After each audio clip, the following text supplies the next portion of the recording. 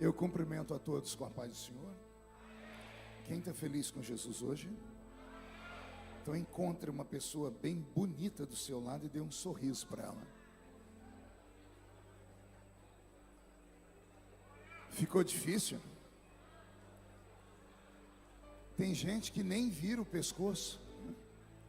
Sinceridade é tudo, né, gente? É uma alegria poder estar aqui nessa linda igreja, conhecendo amigos, revendo irmãos. Quero agradecer ao pastor Igor pelo convite, pela confiança. Deus abençoe o senhor. A pastora Sheila está aí? Que eu queria conhecer ela. Quem que... É aquela ali? É ela? Ela é bonita, hein? O senhor orou muito, né? Ele está dizendo que ela orou pouco. É ele que está dizendo, não sou eu não. Deus abençoe vocês, Deus abençoe o ministério.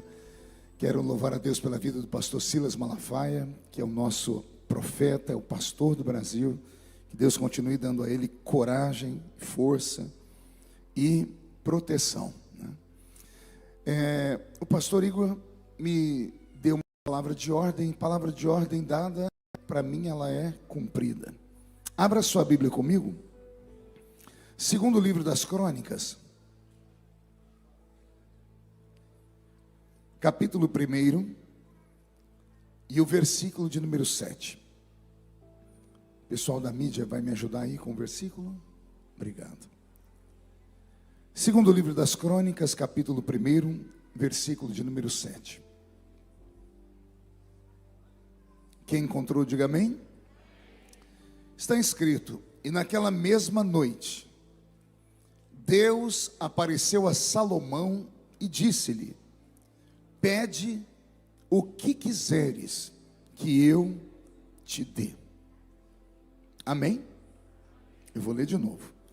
Naquela mesma noite, Deus apareceu a Salomão e disse-lhe: pede o que quiseres que eu te dê. 3 pessoas disseram amém. Eu vou ler de novo. Naquela mesma noite, Deus apareceu a Salomão e disse-lhe: pede o que quiseres que eu te dê.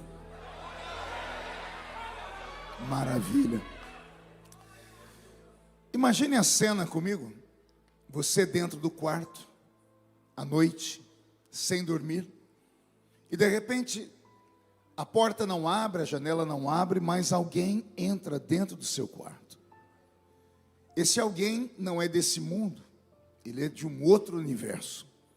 Não é um arcanjo, não é um querubim, não é um serafim, é o próprio Criador do universo, o dono de tudo. Ele chega, não te cumprimenta, não te dá boa noite, ele chega com um papo reto. Ele chega dizendo assim: pede o que você quiser, porque eu vou te dar.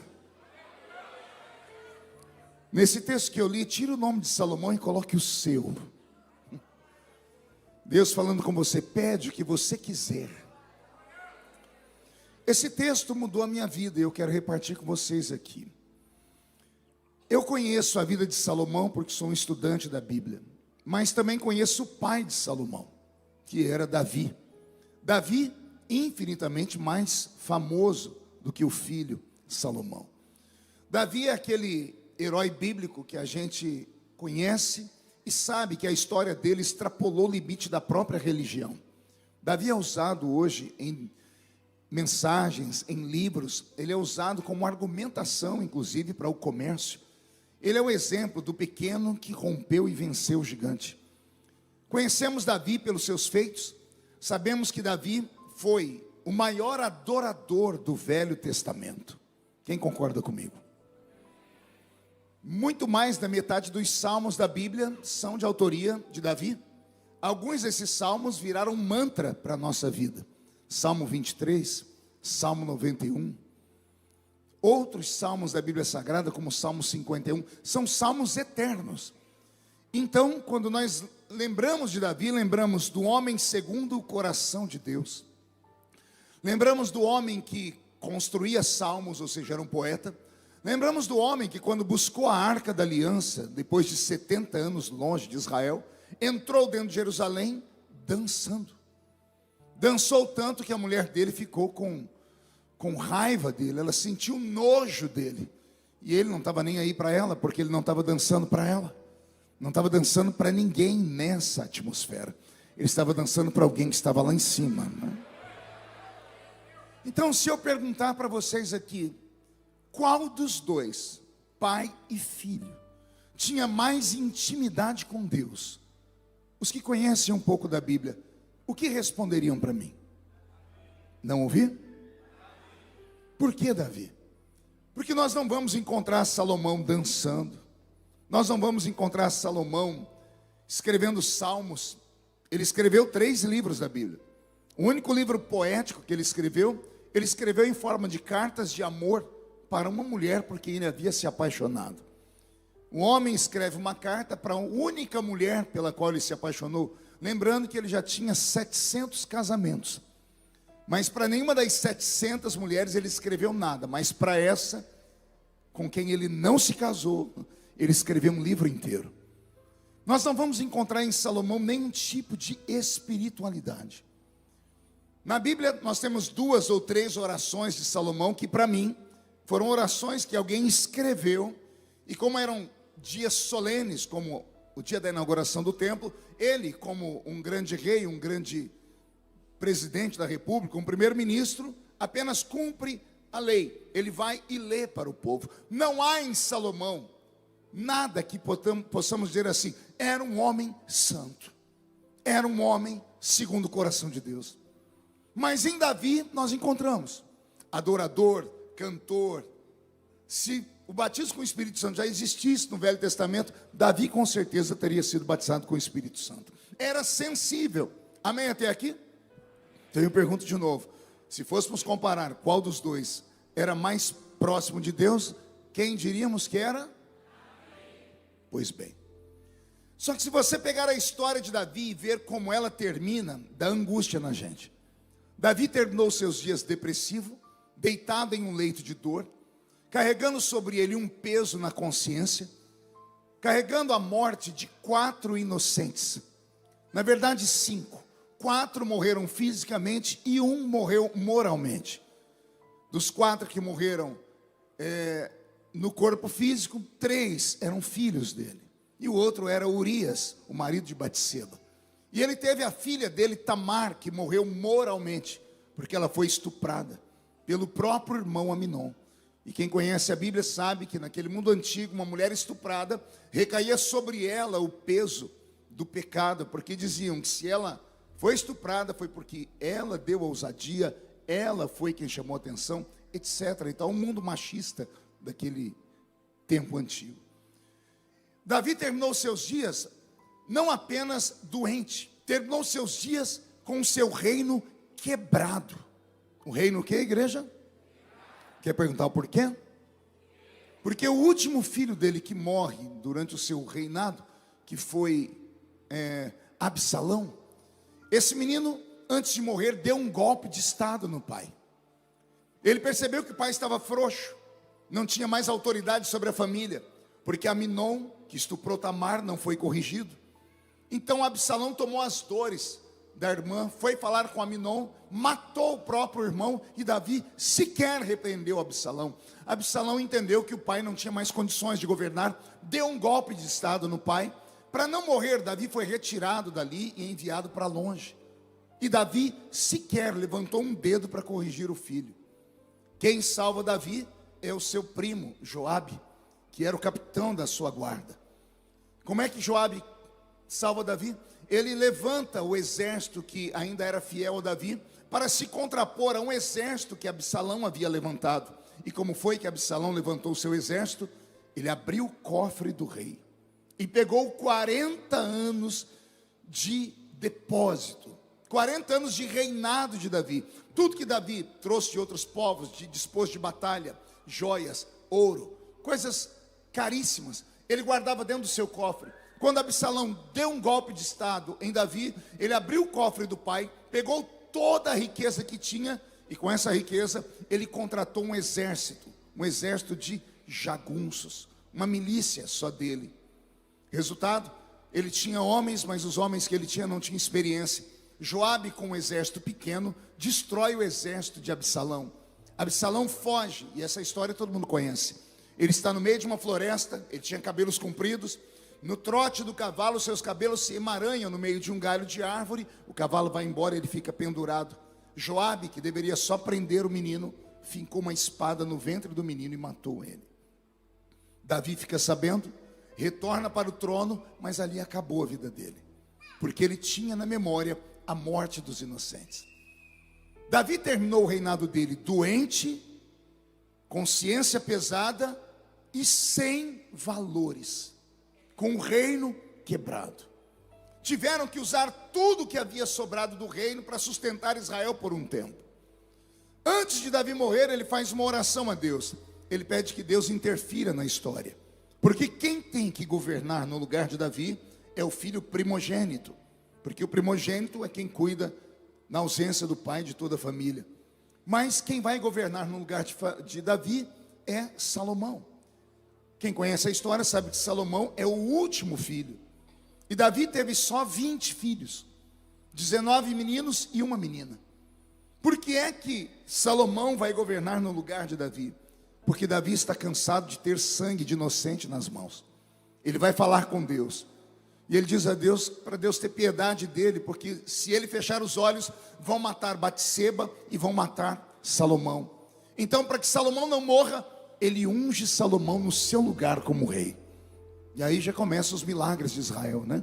Porque Deus pega o último da fila e vira a fila, e faz o último ser primeiro. Quem sabe já não começa uma palavra profética para você aqui. O último vira primeiro. Salomão assume o reino, senta no trono, a festa da sua coroação.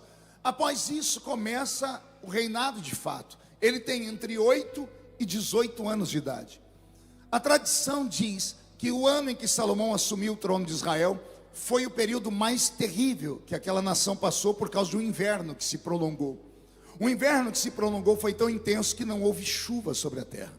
A ausência da chuva fez com que a cega e o verão não vingassem. Na cega, Israel plantava cereais. No verão, Israel plantava frutos. Então eles tinham duas chances de sobreviver para não passar fome durante um ano, ou com a colheita dos cereais, ou com a colheita dos frutos. Quando uma das duas não vingava, eles trocavam alimentos com nações vizinhas. Então nunca faltava nem o cereal, nem os frutos. Resultado, no ano em que Salomão assumiu, não teve nem cega, nem verão. Não teve colheita de nada. Israel vai passar fome. 5 milhões de judeus. Então aqueles que amparavam Davi, que eram os conselheiros, vão falar com Salomão, dizendo a ele: ó rei, o senhor tem um problema para resolver. Ele diz: qual? Tudo que o seu pai tinha foi roubado. Tudo que havia dentro do cofre, Absalão, seu irmão, levou embora. O que sobrou foi gasto. Israel não tem nada, e esse ano nós vamos passar fome.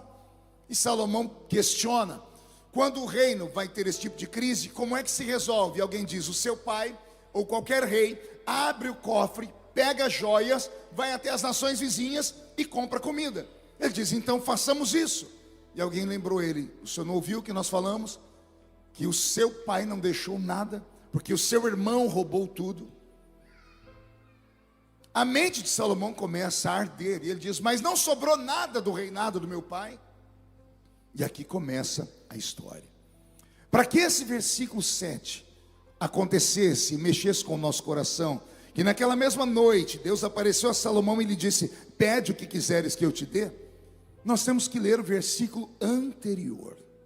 Dá para colocar aí o versículo de número 6 do mesmo livro, segundo livro das Crônicas, capítulo 1, verso 6. Você quer ler? E Salomão ofereceu ali sacrifícios perante o Senhor, sobre o altar de cobre que estava na tenda da congregação.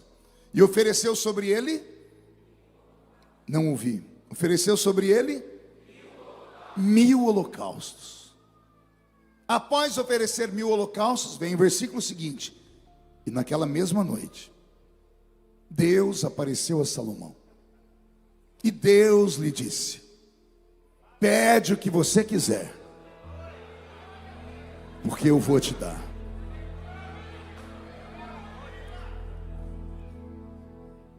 Medite comigo. Davi, homem de oração, homem de adoração, homem de revelação, homem santo segundo o coração de Deus. Ele tinha tudo na esfera celeste. Tudo que um crente espiritual quer ter, Davi tinha. Já que para esta vida física, material, Davi terminou sem nada. Aí vem o filho de Davi, que não ora, que não canta, que não dança, que não adora, e recebe a visita do próprio Deus dentro do quarto dele. Davi sonhava com Deus visitá-lo. Se você ler os escritos de Davi, os salmos, você vai ver Davi escrever, por exemplo, o Salmo 18. E o Senhor sentou nas asas de um querubim e voou. Voou sobre as asas do vento, foi até onde eu estava e arrancou a minha alma do inferno. Quem já leu esse salmo deve ter chorado de emoção. Quem lê esse texto vai acreditar que Davi está falando aquilo de maneira literal. Parece que Davi viu Deus sentar nas asas de um querubim, voar até onde ele estava e arrancar a alma dele do inferno. Mas quem conhece esse texto sabe que ele se trata de uma guerra. Davi velho vai para a batalha, ele se atraca com um dos filhos do gigante chamado Anak, se não me falha a memória, Talmai. Talmai derruba Davi do cavalo e vai matar Davi, fincando ele no chão com uma lança de 45 quilos. A Bíblia diz que nesse momento, um dos valentes de Davi se atraca com o filho do gigante e mata o filho do gigante. Coloca Davi em cima do cavalo e faz um pedido: ó rei, tu nunca mais sairás a peleja com Israel, para que não se apague a lâmpada do Senhor entre nós. Quem livrou Davi foi um soldado amigo dele. A alma dele não estava no inferno, ele estava caído no chão. Aí Davi chegou em casa, pegou uma caneta e foi escrever o poema. E ele escreveu assim: e o Senhor sentou nas asas de um querubim e voou sobre as asas do vento e tirou a minha alma do inferno. Olha a diferença de história. Por que Davi transformou em poema? Porque ele tinha uma vontade, um desejo, que era ver Deus. Ele tinha intimidade com Deus, ele falava com Deus, Deus falava com ele através de sentimentos. Ele cantava, ele era um homem segundo o coração de Deus, mas Deus nunca me mostra na Bíblia a história de Davi, Deus indo falar com ele pessoalmente. Não tem nenhuma história, Deus entrando lá falando com ele: Davi, eu vim aqui. Não tem. Aí pega o filho de Davi, que não ora, que não jejua, que não dança, que não entra no mistério. Deus entra no quarto dele falando assim: vai, pede o que você quiser. Pede porque eu vou te dar. Vamos aprender? Eu estou no Rio de Janeiro, né? Quem aqui tem uma mãe de oração no Rio de Janeiro? Levante a mão para eu ver. Quem tem aquela irmãzinha que quando você está no vale da sombra da morte, é para ela que você apela? Quero que você traga essa irmã ou esse irmão que ora por você a sua memória agora. Lembre aí, são ricos? São milionários? Moram no alto dos arranha-céus? Nos melhores bairros do Rio de Janeiro? Não. Moram onde? As comunidades. São gente simples. Geralmente só tem 2 dentes na boca, o zagueiro e o atacante. A maioria é analfa de pai, o que sobra é beta de mãe. Mas na hora da luta, é para aquela criatura que você apela. Por que você procura aquela criatura? Porque ela tem, parece que dentro da casa dela, um portal direto com o trono. Sim ou não? Ela tem intimidade com Deus, sim ou não? Ela fala e Deus escuta, sim ou não? Por isso que você confia, sim ou não? Mas por que essa criatura não tem uma cibalena? Vixe, agora tem que procurar no Google o que é cibalena. Só os velhos como eu que vão saber o que é isso. Chacoalha a criatura de cabeça para baixo, não vai cair 10 centavos do bolso dela. Por quê? É uma lei estabelecida, uma lei cósmica, que eu quero que você aprenda. Não é lei religiosa, é uma lei para todos os seres. Aquele que planta, colhe. Mas só colhe o fruto da semente plantada. Se plantar laranja, você colhe limão. Se plantar melancia, você colhe melão. Por quê? Está estabelecido, cada semente gera um fruto. Nós não somos normais, somos caminhantes de dois mundos. Nós vivemos aqui nessa esfera material, mas também vivemos na esfera espiritual. Principalmente nós que somos pentecostais. Nós acreditamos que o céu existe, mas vivemos na terra. Parte de nós vive daqui e parte de nós vive de lá. Quando queremos colher alguma coisa de lá, não adianta plantar coisas daqui. Quer ver? Se você não é batizado com o Espírito Santo e acredita que existe, que hoje já tem crente que não acredita mais, mas se você acredita que existe batismo com o Espírito Santo e quer receber o batismo com o Espírito Santo, não adianta trazer dinheiro na igreja, porque não se compra o batismo com o Espírito Santo. Lá em Atos dos Apóstolos teve um homem que tentou comprar o dom. Pedro chamou ele de amaldiçoado.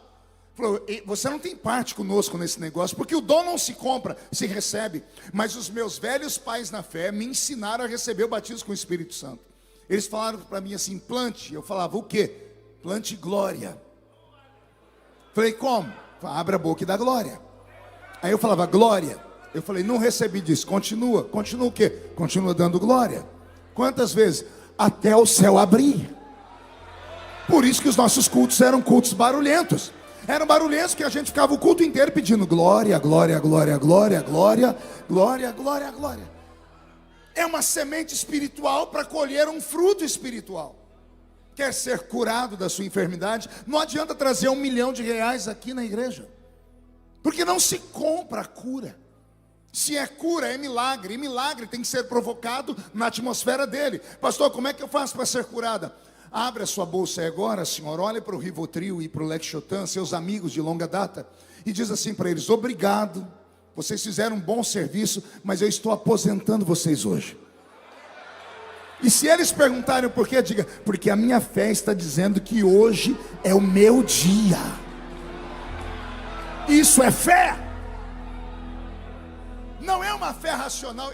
Às vezes eu vejo, tem pastores que falam sobre uma fé racional. Não existe uma fé racional. Porque o que é a tradução da fé? É a crença de que algo que não existe, já existe. Você não está vendo, mas pela fé já está ali.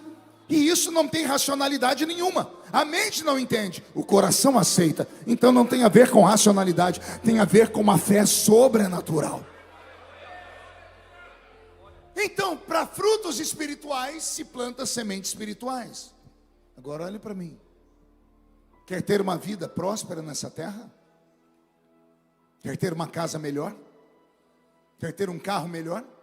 Quer estudar os seus filhos na melhor faculdade do Rio de Janeiro? Quer ver a sua empresa crescer? Não adianta ficar no culto, glória, glória, glória, glória, glória.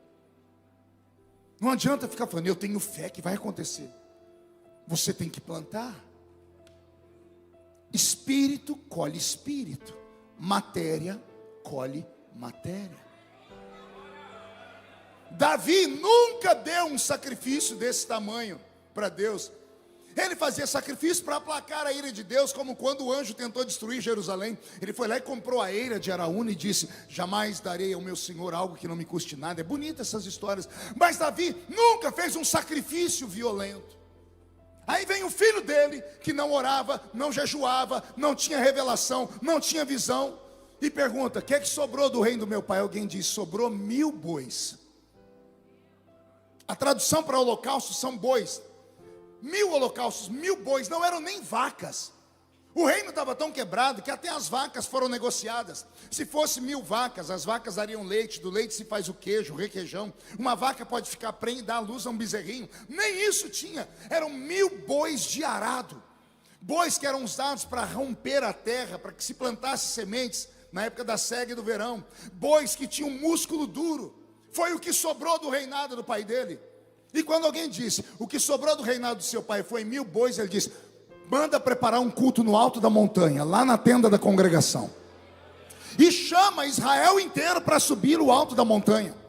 O povo foi subindo e vendo subir bois. o povo achou, esse homem é melhor que o pai dele, vai começar o reinado dele dando um churrasco para nós. Quando chegaram no alto da montanha, não tinham churrasqueiras, tinha 1000 altares, 1000 sacerdotes, que começaram a sangrar os bois, a rasgar as carnes e colocar em cima do altar, e fogo na carne. O povo ficou apavorado, ninguém nunca tinha visto um sacrifício de 1000 bois ao mesmo tempo. O monte ficou tomado de sangue, o pé das pessoas era tomado por enxurradas de sangue, milhares de litros de sangue escorrendo pelo alto da montanha. Quando Salomão autorizou o sacrifício, começou a se queimar. No livro de Cantares ele fala: 1000 colunas de fumaça eu entreguei ao eterno Deus. Cada altar subia uma coluna de fumaça. O povo viu o céu de Israel ser tomado de cinza, o cheiro daquela carnificina. O povo ficou em transe. Quando acabou de queimar tudo, o povo foi descendo o altar, e cada um tinha uma opinião. Esse rei é santo.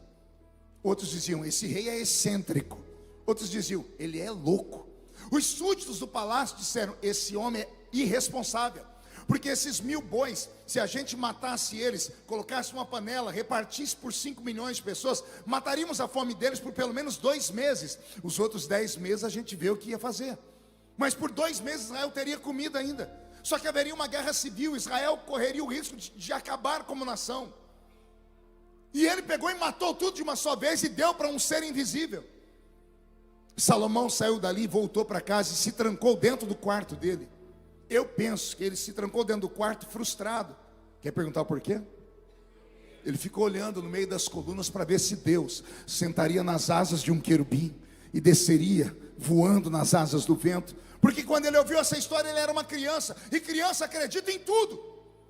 Como Deus não desceu, ele se trancou no quarto e ficou lá, birrento, mimado, cara fechada. E a Bíblia é linda. A Bíblia diz, e naquela mesma noite, antes da meia-noite, no mesmo dia, naquele mesmo dia, Deus entrou no quarto de Salomão. E Deus chegou falando, pede o que você quiser, porque eu vou te dar. Eu perguntei, Deus, por que o Senhor deu para Salomão tudo? E a resposta foi tão simples, porque ele me deu tudo. Eu não posso perder para uma criatura. Ninguém ganha de Deus em generosidade. Você dá um, ele te devolve 30. Você dá um, ele te devolve 60. Você dá um, ele te devolve 100. Nós assembleianos temos uma dificuldade com oferta, que é um Deus os acuda. Até que não seja tão acima da média. Mas a maioria dos assembleianos, você fala em anjo, eles voam. Fala em fogo, eles pulam. Fala em dinheiro, eles desviam na hora. Já falar, já vai começar. Aqui, murmura na igreja, mas em casa fica ligadinho lá na Universal. Vendo os testemunhos e murmurando. Não, não pode ser, isso é mentira. Não, mulher, aquilo ali é enganação. Tem alguns que já até tentaram, chegaram na porta da Universal para fazer um sacrifício da fogueira santa de Israel, amém, pessoal? Mas quando viu, não vou ser enganado, volta para casa, porque há uma trava no coração, porque nós não fomos ensinados. Agora eu estou te dando um texto bíblico, onde mostra um homem espiritual morrendo pobre, e um homem que até a salvação dele foi arriscada, porque a Bíblia diz que Salomão terminou os dias dele ajoelhado na presença dos ídolos das suas mais de 700 mulheres. Um homem que foi idólatra, foi o homem mais rico da história. E quem tornou ele rico? Deus. Deus disse para ele, o que eu vou te dar nunca dei a ninguém, nem a seu pai, nem a seu avô. A Bíblia diz, Deus falando com ele, você vai ter tanta riqueza, que antes de você nenhum rei teve, e depois de você nenhum outro rei vai ter. Por quê? Porque ele fez aquilo que ninguém nunca tinha feito. Ele pegou tudo que tinha e deu a Deus. Sacrifício ninguém faz porque quer. Você acorda às 5 horas da manhã para trabalhar porque gosta? Não, eu amo acordar às 4 da manhã, pegar 5 ônibus para chegar lá naquele trabalho. Ninguém faz. Sacrifício não faz porque a gente quer, a gente faz porque precisa. Salomão não fez porque era bonzinho. Ele só antecipou o sofrimento. Já que nós vamos morrer, se é daqui 2 meses, e se eu fizer e funcionar?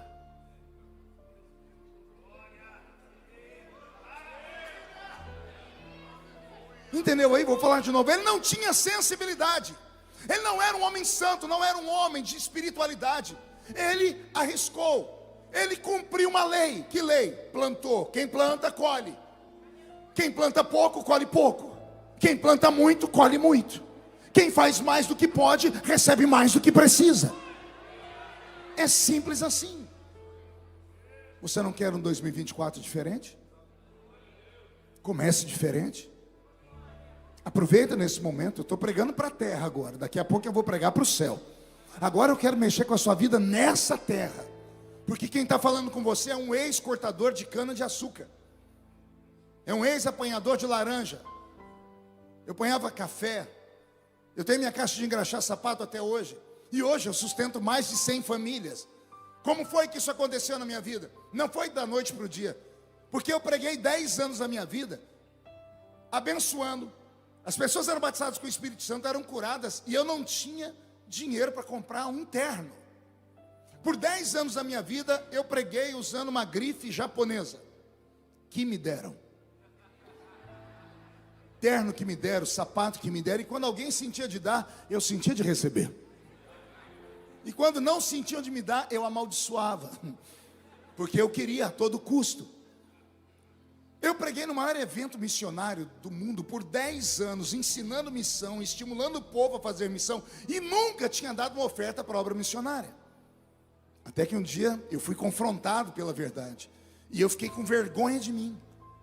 Eu levava oferta todo ano para casa do pastor Cisino Bernardino. Quando Deus falou comigo no quarto de hotel, com um envelope na mão da oferta que o pastor Cisino tinha me dado, eu fiquei com tanta vergonha de mim, que no dia seguinte eu fui lá no Gideões e falei: pastor Cisino, quanto fica para cuidar de missionários em Cuba e no Chile em um ano? Ele fez um cálculo, custa tanto. Eu abri o que ele me deu, falei: ó, tá aqui, eu quero pagar antecipado.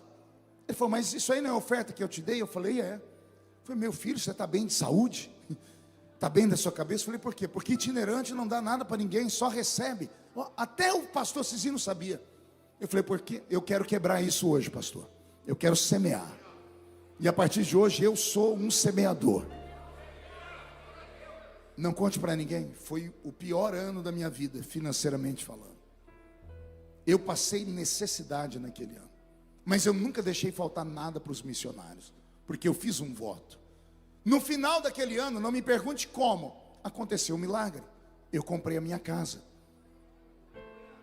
A casa que eu sempre quis ter, eu consegui comprar no final daquele ano, recebendo o mesmo que eu recebi o ano anterior, só que agora repartindo com os outros. Existe um mistério na oferta. Existe um mistério no sacrifício. Existe um mistério no dízimo que não tem como explicar. Se explicar, deixa de ser mistério. Se explicar, deixa de ser milagre. Há uma bênção e uma multiplicação. Quem aqui já viveu uma experiência dessa? Todos nós. E por que a gente não continua fazendo? Por que a gente faz, recebe o milagre e para no meio do caminho? Se sabemos que a fonte é inesgotável. Nesse dia que eu comprei a minha casa, estava indo para falar para minha esposa que eu tinha comprado a casa. No meio do caminho, Deus falou comigo. E foi Deus, não foi o diabo, não foi um vento. Eu ouvi a voz de Deus falando comigo dentro daquela Brasília que eu tinha. Aquele carro maldito do inferno. Porque não era seu, né? A Brasília sempre foi um tormento na minha vida, né? Pegou aí, não? Não caiu a ficha? Vou falar de novo. Brasília sempre foi um tormento na minha vida, né? Então, Deus falou comigo: quer ser um homem próspero e rico? E eu respondi: quero. E o Senhor disse: semeie essa casa na vida de alguém que precisa mais do que você, e você vai ver o que eu faço na sua vida. Cheguei em casa, quando eu contei para minha esposa, ela olhou para mim e disse: você tem certeza que foi Deus que falou? Eu disse: eu tenho. Ela disse: então vamos fazer. Procurei na minha cidade uma mulher inválida. Levei ela dentro da minha Brasília, na casa, novinha. Era pequena, mas era nova. Era forrada, tinha banheiro dentro de casa, piso frio. A casa que eu morava era só Deus. Não vou nem falar que me dá vontade de chorar de mim mesmo. A mulher olhou a casa, chorou, disse: que casa linda. Será que um dia Deus vai me dar uma casa dessa? Eu estiquei a chave e disse: é sua. Ela não pegou a chave, ela falou: mas você não paga aluguel também? Eu falei: dona, não discute não, pega logo. Ela catou a chave e disse: é minha mesmo. Ela falou umas 3 vezes. Eu disse: é. Ela falou: podemos ir no cartório? Eu Falei, para quê? Para a gente já passar para o meu nome, que vai que amanhã você desanima, desiste. Eu esperava o milagre acontecer na minha vida em uma semana. Não veio. Um mês, não veio. 3 anos. Eu parei na porta da casa da mulher um dia, estiquei a mão, eu ia amaldiçoar ela. Deus não deixou. O Senhor falou comigo, eu não te obriguei. Eu mexi com a sua fé e você fez. Eu falei, e agora? O Senhor disse, agora aguarda. Porque a lei é imutável. Quem planta é obrigado a colher. Ninguém é obrigado a plantar. Mas depois que planta, se você não colher, alguém vai lá e vai colher no seu lugar. Mas a colheita é obrigatória. E eu tive paciência. No 4º ano, isso depois de ter virado na minha igreja, motivo de risada, deboche, o meu pastor em reunião de obreiras me apontava e dizia, não faça como esse maluco, que fica indo nesses congressos, ouvindo esses homens que falam loucura. Pegou a casa que Deus deu para ele, deu para os outros, você paga aluguel. Todo mundo ria de mim. No 4º ano, Deus fez uma coisa na minha vida que nunca tinha feito na vida de nenhum pregador do Brasil. Uma gravadora aqui no Rio de Janeiro me contratou como pregador. Pegaram uma mensagem minha, uma só, o sonho de José, colocaram em DVD, colocaram em uma revista e colocaram nas bancas de revista de 4 estados brasileiros. 1,5 milhão de cópias foram vendidos em 20 dias. Não, você não entendeu. Você sabe que é 1,5 milhão de DVD ser vendido em 20 dias? Os royalties que eu ganhei desse DVD mudou a minha vida. Só que essa gravadora, depois disso, lançou mais 200 mensagens. Nenhuma vendeu menos que 300 mil cópias. Deus virou a minha vida do avesso. Enquanto eu dava glória a Deus, falava em línguas estranhas, orava por cura, eu não saía da pindaíba. Eu precisei sacrificar. Pastor Igor disse, pastor, ministra para nós a oferta, porque eu quero aprender. Então eu estou ensinando vocês. Esse é um segredo. E vou repetir, não é segredo para crente, é para qualquer um que acreditar. Vou falar de novo, é para qualquer um que acreditar, católico, espírita, ateu. Eu estava pregando em Nova York, e eu encerro aqui, numa igreja brasileira que era alugada de um prédio americano, ficava ali perto da Times Square, e uma igreja linda, estilo barroco, e eu fui andando pela igreja, que eu gosto de ver arte, passei perto de um lugar que tinha lá as informações da igreja, e eu quase tive um surto, porque estava lá a arrecadação do mês daquela igreja, $3.600.000 de dízimo e oferta. Eu fiquei de queixo caído, falei, como é que uma igreja arrecada quase $4 milhões de dízimo e oferta? Terminei de pregar no culto à noite, e o pastor americano foi para me ouvir pregar. Saímos para jantar, e ele falou, me conta o segredo dessa unção, porque você prega, e eu, sem entender o que você fala, eu senti o que você falou. Eu falei, eu conto meus segredos se o senhor contar o seu. Ele falou, que segredo você quer saber? Eu falei, como é que faz para ter uma igreja que arrecada $4 milhões por mês? Ele deu um sorriso, ele disse, minha igreja é abençoada. Eu falei, quantos membros o senhor tem? Ele disse, 30. Eu falei, o quê? 30 mil? Ele, não, 30 crentes. Eu dou Santa Ceia para 30 crentes. Eu disse, como é que 30 crentes dizima $4 milhões? Ele disse, não, estou falando de membros. Pergunte para mim quantos dizimistas eu tenho. Eu disse, quantos? Ele, 1.500. Aí a minha cabeça deu um nó. Falei, calma aí, o senhor tem 30 crentes que congregam? Sim. E o senhor tem 1.500 pessoas que dizimam? Sim. Falei, me explica. Ele falou, explico. Os filhos, os netos, os bisnetos e os tataranetos dos fundadores dessa igreja aprenderam com os pais que vieram da Europa fugindo da Inquisição. Enquanto vocês forem liberais ao Senhor, o Senhor será liberal sobre a nossa nação. Ele me disse, esses 1.500 pessoas que dizimam e ofertam não vão à igreja, bebem, fumam, se drogam, ficam em Wall Street nos seus arranha-céus, ganham milhões, dizimam até pouco, podem nunca ir para o céu, mas enquanto viverem na terra, nunca faltará nada a eles. Por quê? Porque é a lei da semeadura. Quem conhece aqui espírita kardecista? Tô falando, não é o pai de Chiqueiro, não. Espírita kardecista, Allan Kardec, Mesa Branca. Quem conhece algum? Tenta lembrar na sua cabeça se tem algum deles pobre. Classe média alta. Pergunte por quê. Vai domingo na casa deles, você vai descobrir. Todo domingo à tarde eles enchem um carro de mantimentos e saem distribuindo para os pobres. Está escrito, quem dá ao pobre a Deus empresta. Eles plantam matéria, colhem matéria. Podem nunca ir para o céu. Enquanto viverem aqui, nunca faltará nada a eles. Aí eu estou diante do único povo que tem o livro da verdade. Que já leram aqui que Deus é dono do ouro e é dono da prata. Que já leram aqui, trazei os dízimos à casa do tesouro e fazei prova de mim, diz o Senhor, se eu vou ou não vou abrir sobre vocês as comportas do céu. E aí na hora da oferta você fica filosofando. Faço ou não faço? Entrego ou não entrego? O que o pastor vai fazer com esse dinheiro? Não interessa o que eles vão fazer. O que interessa é o que você está fazendo. Com esta palavra, eu libero sobre vocês uma bênção. Quem crer, coloque a mão no coração. Senhor, dê aos seus filhos nessa noite uma oportunidade deles descobrirem se o que eu estou pregando é verdade ou não. Mas só tem uma maneira disso acontecer. Revela para eles o que eles devem fazer nessa noite. Que semente devem plantar? O que devem plantar? Porque o Senhor falou comigo. Quando eu semeei aquela casa, o Senhor falou comigo. Fala com eles também.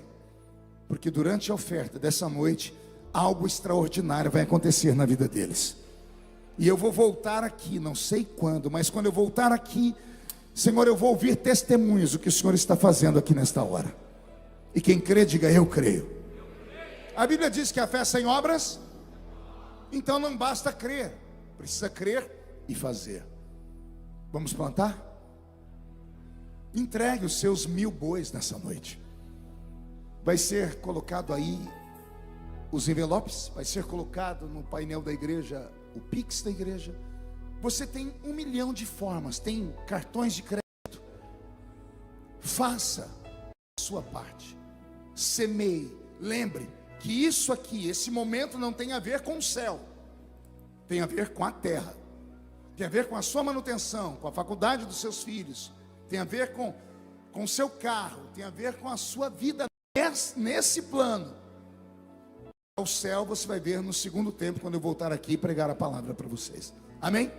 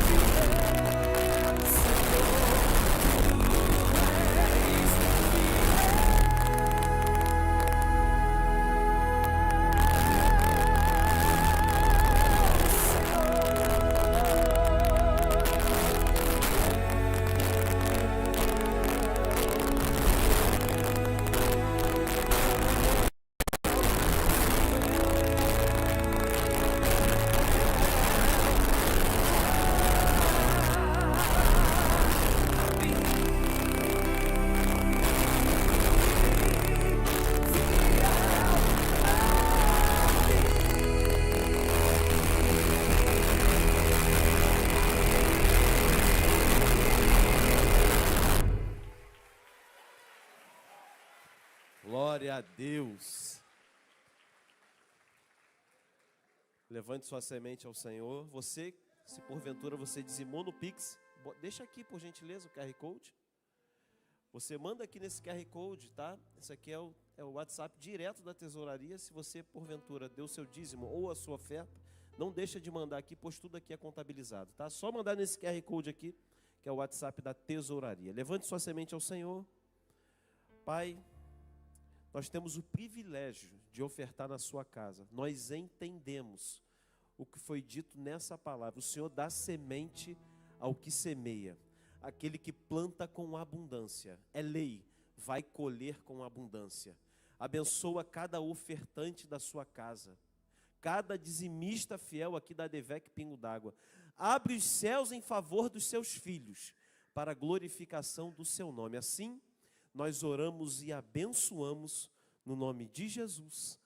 Amém. Se porventura você for devolver o seu dízimo, dízimo é aqui no gasofilaço, essas caixinhas que nós temos de madeira, pois dízimo você não dá na mão de colaborador, dízimo você traz aqui até o gasofilaço, essa caixinha que nós temos de madeira. Tem duas aqui, tem mais uma ali perto do pessoal da câmera, da imagem, tá bom? Dízimo você não dá na mão de colaborador, você traz até essas caixinhas que nós temos aqui de madeira, tá bom? Enquanto o pessoal está passando para recolher, só reforçando aqui, Santa Ceia do Senhor, nesse domingo, com o nosso pastor Silas Malafaia, 9h30 da manhã.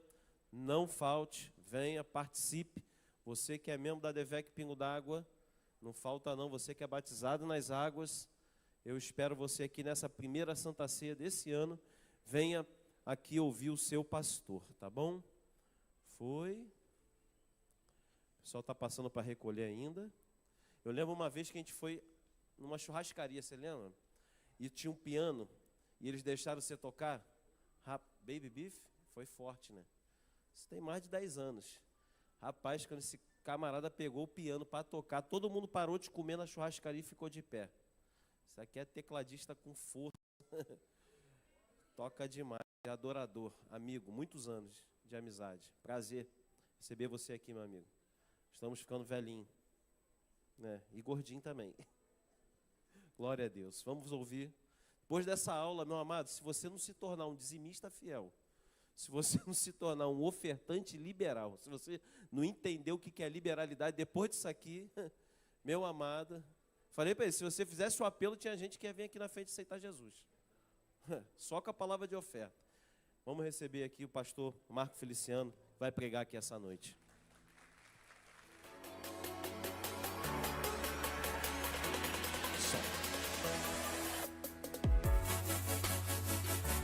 Vamos para o segundo tempo. Todos de pé.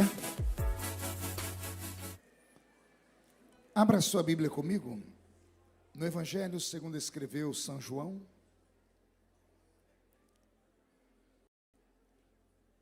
Evangelho de João, capítulo de número 3, e o versículo de número 8. Tem algum pentecostal aí? João 3:8. O vento assopra onde quer, ouves a sua voz, mas não sabes de onde vem e nem para onde vai. Assim é todo aquele que é nascido do Espírito. Amém, igreja? Feche a Bíblia, coloque no banco, na cadeira e pegue na mão da pessoa mais perfumada do seu lado. Eu tentei bonito, não deu certo. Perfumado deve ter alguém, isso. Aperte a mão da criatura com carinho até ela falar aleluia. Pentecostal que não faz barulho. Está com defeito de fabricação, não é? Vamos orar. Senhor, nós te exaltamos, nós te glorificamos. Entendemos que dentro de alguns minutos, e esta linda igreja ficará pequena para o tamanho da glória que o Senhor vai mandar do alto dos céus. Os que vieram tristes começaram a saltar de alegria. Os que vieram se arrastando não voltam para casa se arrastando. Hoje voltarão voando nas asas de um novo tempo. E antes que eu comece a revelar os seus oráculos, cerque esta igreja com a sua glória. E num raio de 5 quilômetros, onde houver um demônio alojado, eu dou a esses demônios segundos para sumirem de pingo d'água. Porque se não sumirem, serão queimados pelo poder da sua glória que aqui será derramada. Rasgue os céus sobre a ADVEC nesta noite. Manda anjos de fogo descerem aqui.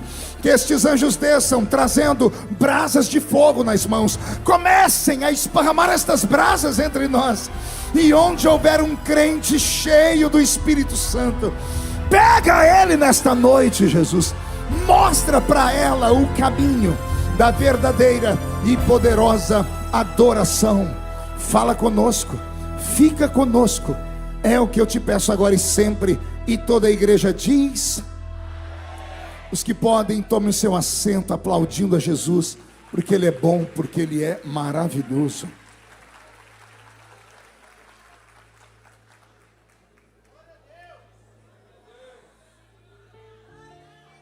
O lugar ficou quente. E vai ficar mais quente ainda. Me acompanha aqui o pastor Roberto Marinho. O Roberto Marinho é amigo do pastor Igor, já de longa data. O pastor Roberto passou uma temporada nos Estados Unidos, trabalhando com o pastor Benny Hinn. Aí ele veio para o Brasil trabalhar com o pastor Benny Ruim, que sou eu. Te pedi ajuda aí, Roberto. Mude a música para mim. A proposta que o Senhor colocou no meu coração para essa noite especial, já que se trata de uma semana profética, é que de fato a sua vida tenha um propósito para este ano de 2024. Eu tenho dito por esses dias por onde passo que eu fui impactado, dia desses, eu espero que você não fique escandalizado, fui impactado com um filme que eu assisti. Era um filme oriental e tinha um herói oriental. Eu não sei dizer se era um filme coreano, se era chinês, japonês, cearense, né? Que é tudo igual, né? Baixinho, olho rasgadinho assim. Era o ator chama Jack, esse aí, Jack Chan. O filme dele é engraçado, que ele mistura humor com ação, né? Só que nesse filme ele estava possuído, porque ele bateu em mais de 500 pessoas, sozinho. Se juntar ele, o John Wick e mais uns 3, acaba o mundo, né? Porque eles são violentos demais. Mas o Jack Chan, ele foi batendo, e ele batia, as pessoas caíam, daqui a pouco iam levantando, e ele foi cansando. Quando ele foi perdendo a força, ele conseguiu desarmar um inimigo, e ele pegou uma metralhadora na mão. E quando ele apontou a metralhadora, todo mundo parou, congelou a cena. Levantaram as mãos para cima, e ele deu um sorrisinho dizendo, por que eu não peguei essa metralhadora antes? E aí um soldado percebeu que ele não sabia manusear aquela metralhadora. E o soldado partiu para cima do Jack Chan e ele falou, pare, senão eu vou atirar. Ele não parou de andar e o Jack Chan puxou o gatilho. Puxou o gatilho e não saiu nenhuma munição. Ele puxou de novo e nada. Ele olhou para a metralhadora, quando ele deu por si, o homem estava na frente dele, tomou a metralhadora da mão dele, mexeu num botãozinho aqui e fez assim, e apontou para o peito do Jack Chan. Jack Chan levantou as mãos e acabou a cena. E aí o homem disse uma frase, e por isso eu disse para você não se escandalizar, porque Deus falou comigo naquela frase. A frase foi essa: do que adianta ter uma arma poderosa se você não sabe usá-la? Deus falou ao meu coração nesta palavra. Que palavra? Nós somos pentecostais. Vou falar de novo. Nós somos pentecostais.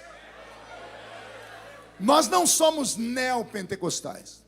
Porque o neopentecostal é aquele que tem vergonha de ser taxado e rotulado de pentecostal raiz. Porque entendem nesse mundo presente que o pentecostal raiz, ele tem algumas características. Ele é pobre, mora no meio do mato, é ignorante, não sabe ler nem escrever. Essas características. Puro preconceito. Se soubessem o que é o poder do Pentecoste de verdade, não tirariam sarro na gente. Eles passariam a buscar o poder pleno do Pentecoste.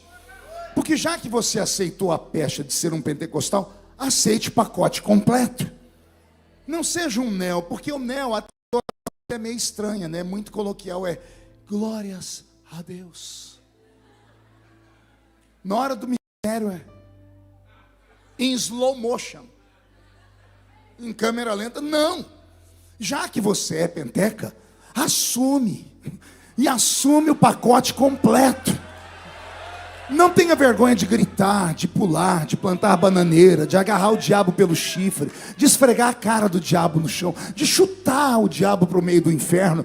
Não tenha vergonha de falar que você acredita que esse culto, nós não estamos sozinhos, que esse lugar está tomado pelos anjos de Deus.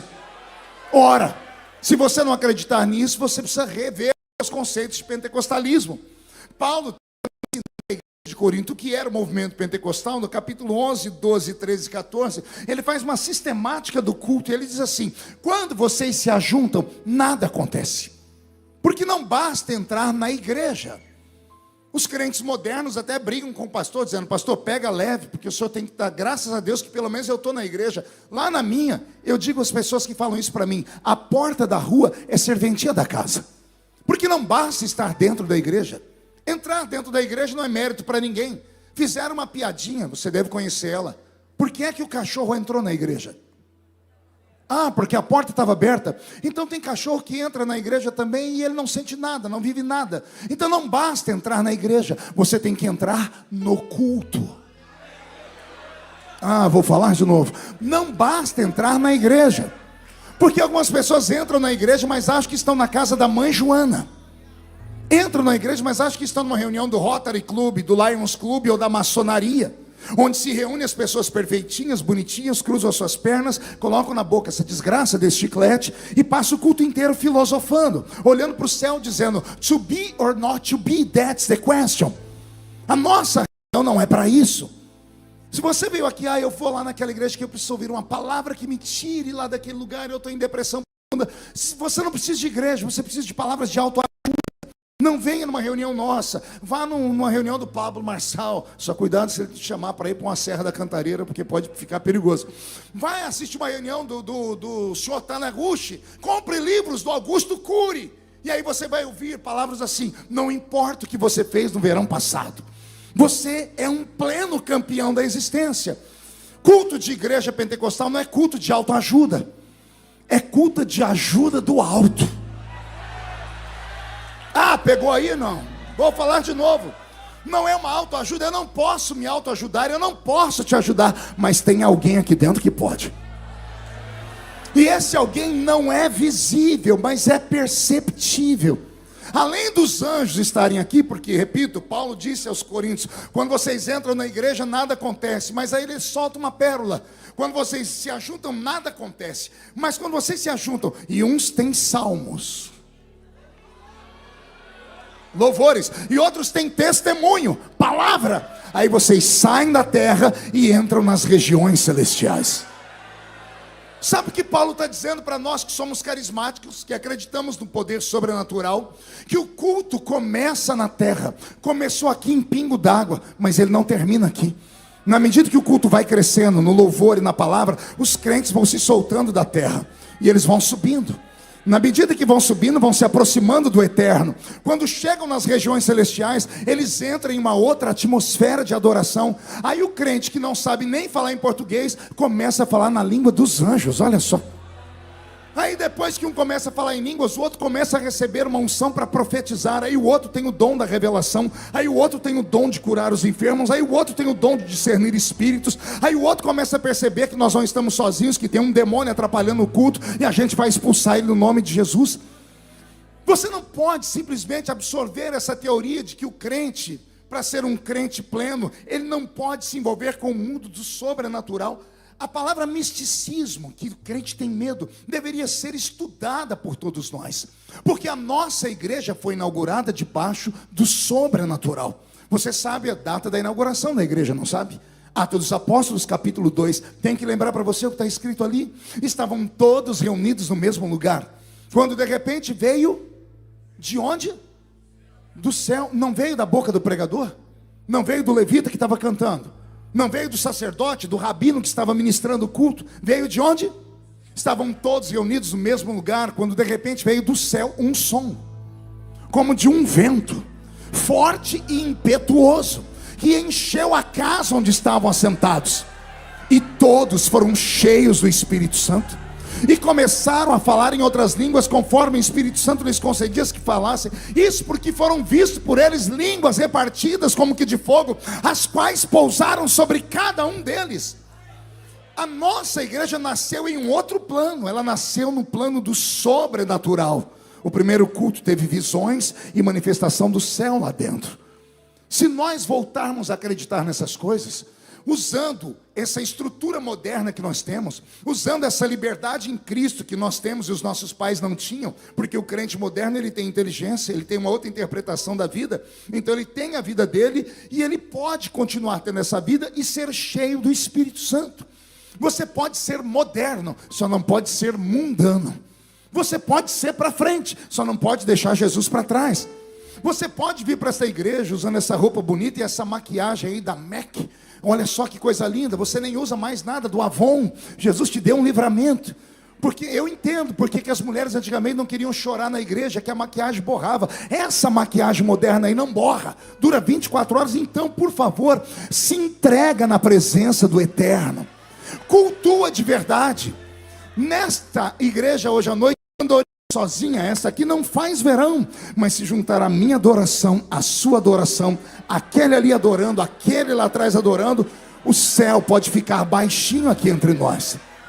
Você precisa compreender que enquanto eu estou ministrando, o céu está agindo ao seu favor. Deus não é como nós nos empolgamos com um culto congregacional. Para nós, o culto é bom quando ele está cheio. Para Deus não. Deus é tão poderoso que ele consegue receber o culto pessoal, o culto particular de cada um de nós aqui. Então imagine você que nessa noite Deus está sentado aqui em um trono e na frente dele só tem você. Está você e ele. E aí, pastor, e aí que ele está esperando? Pergunte o quê? Só fala se você perguntar. Ele está esperando você cultuar. Mas antes de vir para a igreja, você fez uma oração: Senhor, me dá um culto alegre hoje. Ele lá no céu fez assim: ó, não posso, porque você não é uma divindade para receber culto. Culto é uma prestação de serviço, de adoração, é uma entrega. Até esse momento, o único momento do culto que nós vivemos até agora, em que ele foi culto, foi na hora da oferta.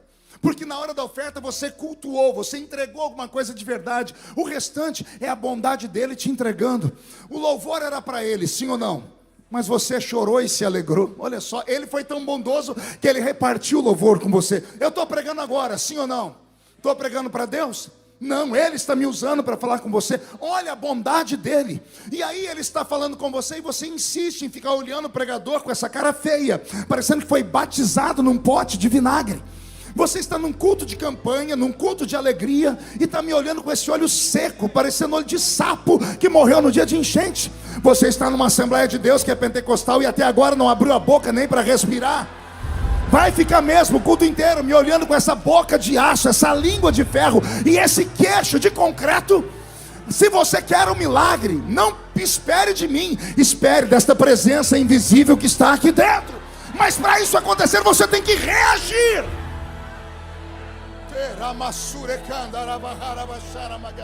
Eu espero que vocês não se assustem. Eu sou assembleiano raiz, nascido lá no meio da Vila Tatu. Não existe outra forma. O diabo não te respeita por causa daquele carro lindo que você tem ali fora, comprado em 63 meses para pagar. O diabo não te respeita porque você mora aqui na Barra, na Zona Sul. O diabo não te respeita porque você é poliglota e tem um anel de formatura no dedo e diplomas estampados na sua parede. O diabo só respeita um tipo de crente: canelas de fogo. Pastor, esta palavra me incomoda. O problema é seu. Só existe uma forma de você vencer o diabo, e não é no muque, e não é na sua inteligência. O diabo só respeita aqueles que conhecem que ele é um inimigo, e para vencê-lo você tem que entrar no mundo dele. Por que é que eu venho à igreja? Eu venho à igreja para reabastecer a minha bateria. Igreja não é só uma reunião social, isso aqui é um quartel-general nesta noite. Por que você acha que o pastor Igor me trouxe aqui? Porque eu sou um soldado treinado. Eu passei por campos de batalha. Eu tenho cicatrizes no corpo e na alma. Estou aqui para dizer para você: dá para vencer o capiroto, dá para vencer o capeta, dá para vencer os demônios. Seja ele principado, potestade, seja ele Zé Pilintra, Zé Pilantra, Exu Caveira, Tranca-Rua, Preto Velho, não interessa o nome dele, dá para vencer ele.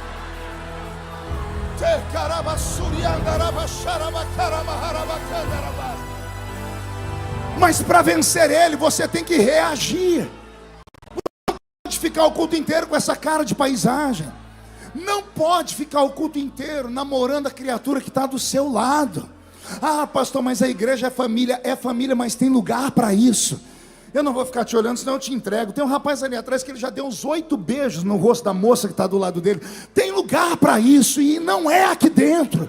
Nesse lugar é lugar de você receber uma descarga de autoridade, para lá fora você conseguir vencer o diabo. O vento sopra onde quer. Esse texto mudou a minha vida.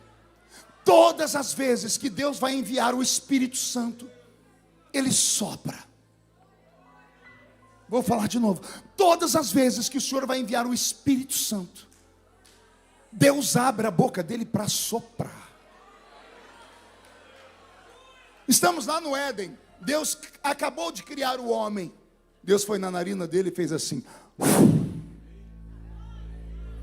João capítulo 20, versos 21 e 22, eu acho que é isso.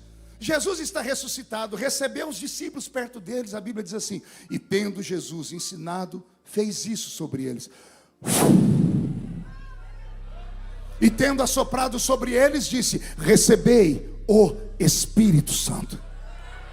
Aqui em Atos dos Apóstolos capítulo 2, a Bíblia diz que veio do céu um vento, um som como de um vento, e vento é sopro.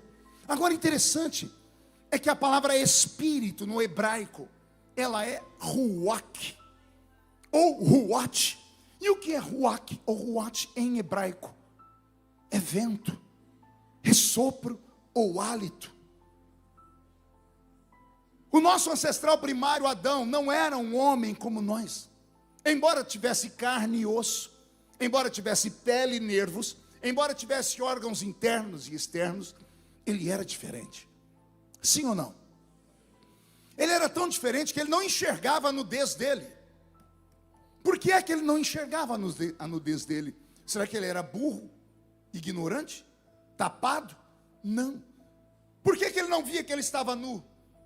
Porque o estágio em que ele foi criado, embora tenha sido feito do pó da terra, ao receber o sopro da boca de Deus, ele recebeu dentro dele o próprio Deus. Todo espírito nasce do próprio Espírito. Deus é Espírito, e importa que os adoradores o adorem os verdadeiros adoradores o adorem em espírito e em verdade.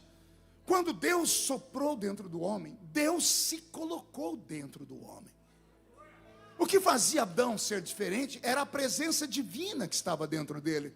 Lembrando que antes de Deus criar o homem, Deus criou os animais racionais. E antes de Deus criar os animais racionais, Deus criou os anjos.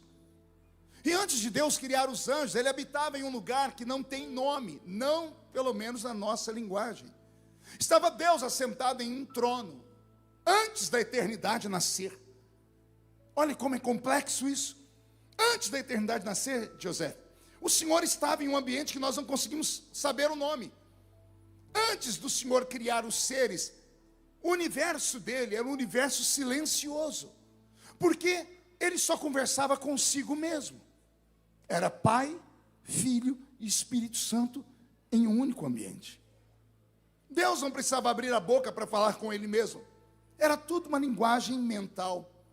Até que a mente de Deus se expandiu e Deus resolveu criar os primeiros seres, os adoradores. E Deus criou os anjos. Eu tenho certeza que a primeira categoria de anjos que Deus criou foram os serafins. São os anjos mais próximos dele. Já estudaram o significado da palavra serafim? Serafim vem de seraf, ou seja, aquele que arde em fogo. Por que os serafins são anjos de fogo? Porque são os únicos que assistem diante do trono. E Hebreus capítulo 12 diz que Deus é um fogo consumidor. Por que é que os serafins têm 6 asas? A Bíblia diz que com 2 eles cobrem o rosto, com 2 eles cobrem os pés, e com 2 asas eles voam. Esses seres foram criados para quebrar o silêncio da eternidade. O primeiro barulho que se ouviu na eternidade foi esse, ó: Santo, Santo, Santo, Santo, Santo. Desde que foram criados até os dias de hoje, nunca pararam de dizer que Ele é Santo, Santo, Santo e Santo. A mente de Deus se expandiu e Ele criou os querubins, que são anjos de guarda. A mente dele se expandiu e ele criou os ofanins, que são os anjos trabalhadores, ou como nós chamamos de mensageiros. O arcanjo é o último dos anjos a ser criado. Só que enquanto ele criava esses anjos, a mente dele se expandiu e ele resolveu criar um querubim diferente dos outros. E para esse querubim nós temos 3 capítulos da Bíblia dele. Estão lá no livro de Ezequiel, capítulo 26, 27 e 28. Nós chamamos ele de Lúcifer. A Bíblia não tem esse nome. Sabemos que ele era como a estrela da manhã, aquele que reluzia em luz. E sobre ele o Senhor disse: não havia nenhuma outra criatura tão bela como você. E Deus criou esse anjo para um único propósito. Pergunte qual? Dá até arrepio. No capítulo 28, se não me falha a memória, do verso 13 do livro de Ezequiel, o Senhor diz assim sobre ele: porquanto nos dias em que eu te criei, eu fiz em ti as obras do tambor, as obras do pífaro. Eu tive que ler 100 vezes para entender. O Senhor está dizendo: quando eu te formei, Lúcifer, eu fiz em ti, ou seja, dentro de ti, as obras do tambor e as obras do pífaro. Deus não fez um tambor para ele e uma flauta, um pífaro. O Senhor fez dentro dele as obras. O que são as obras de um instrumento? Os sons que eles emitem. Deus fez dentro dele o som do tambor e o som do pífaro. Mais ou menos isso aqui, ó. Roberto, qual é o som de um tambor? Qual é o som de um pífaro? Só o tambor. Continua. Não tem graça nenhuma. Só o pífaro. Também não tem graça nenhuma. Mas o Senhor fez os dois simultaneamente. Eu fiz em ti o som do tambor e o som do pífaro. Olha o que acontece quando mistura os dois sons.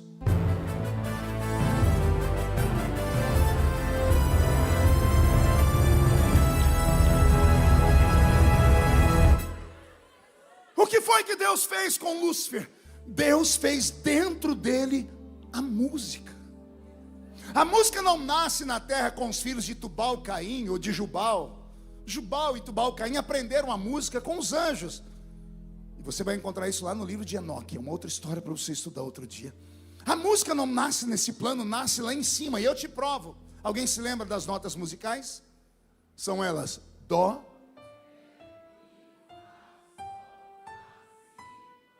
esse último Dó é por sua conta. Você repetiu porque já começou com Dó. De novo.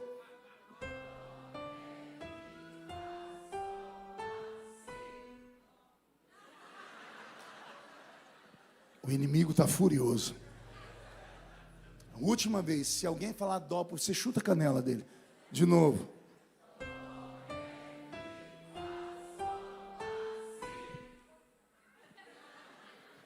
Você contou as notas? Não ouvi? 6, 8, 7. Pergunta para o seu irmão se o número 7 faz ele lembrar de alguma coisa. Perfeição. O homem não faz nada perfeito, mas aquele que está sentado no alto e sublime trono, ele é perfeito. Por que você acha que Lúcifer conseguiu seduzir 1/3 dos anjos do céu? Ele não era só um ser, ele era um ser musical. Como a música estava dentro dele, eu tenho uma teoria. É minha teoria, não está escrito aqui, é minha teoria. Porque Deus diz que fez dentro dele o som. Para mim, quando ele andava, era mais ou menos assim, ó. Ele abria as asas. Tudo que ele fazia emitia som. Ele tinha as notas musicais dentro dele. E isso modificou o universo onde Deus estava. E o universo se encheu de música.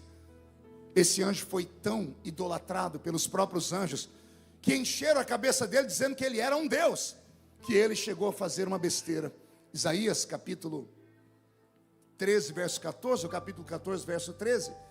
E tu dizias no seu coração: eu subirei ao céu, acima das estrelas, do trono de Deus, exaltarei o meu trono, e serei semelhante ao Altíssimo.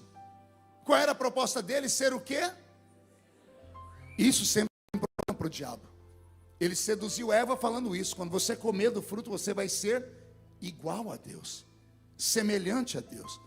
O sonho dele sempre foi querer ser Deus. Eu subirei ao céu, acima das estrelas, do trono de Deus exaltarei o meu trono, e serei semelhante, e serei ao Altíssimo. Foi esse pedido maluco, ou esse desejo maluco, que fez Deus se movimentar no céu e criar o arcanjo. A palavra arque, chefe, capitão, chefe dos anjos. O arcanjo foi criado no exato momento em que Lúcifer quis ser igual a Deus. Nós só temos na Bíblia protestante um único anjo. O nome dele? Não ouvi? Pergunta para o seu irmão: você sabe o que significa a palavra Miguel? Alguém se lembra? A palavra Miguel é uma pergunta. A pergunta é: quem é igual a Deus? Por que é uma pergunta? Porque alguém embaixo disse: eu serei semelhante a Deus. E aí Deus grita: quem é igual a mim? Como anjos são espíritos, e espírito é sopro. Como assim anjos são espíritos? Carta aos Hebreus: anjos são espíritos ministradores que ministram a favor daqueles que hão de herdar a salvação. Espíritos. Palavra espírito do hebraico, ruach, sopro, hálito. Anjos são vento, sopro, partículas de Deus. Deus os soprou, por isso não podem morrer, são espíritos. Anjo não pode morrer, por isso estão aprisionados em cadeias eternas. Por isso se transfiguraram em demônios. Não podem ser destruídos, porque Deus não pode se autodestruir. São partículas dele. Então esses anjos, quando tombaram, através de Lúcifer, porque Lúcifer tinha esse desejo inculcado na cabeça: eu serei igual a Deus. Deus respondeu gritando: quem é igual a mim? E isso é uma palavra só em hebraico: Miguel.